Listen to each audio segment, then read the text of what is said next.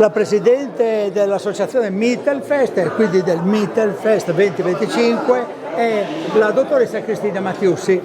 Cristina Mattiussi, io le chiedo di presentare questo Mittelfest alla luce di questa sua sensibilità cividalese.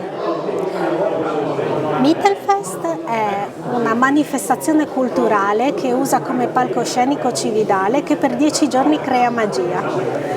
Non avrei molte altre parole, quindi è un progetto che si sviluppa ogni anno secondo un tema diverso e quest'anno vuole sfidare il tabù.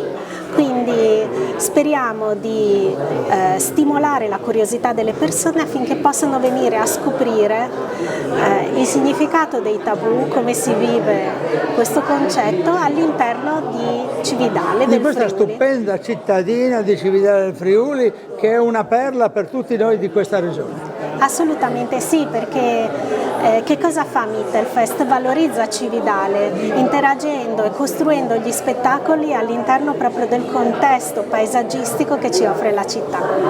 Grazie Presidente, buon lavoro anche a lei.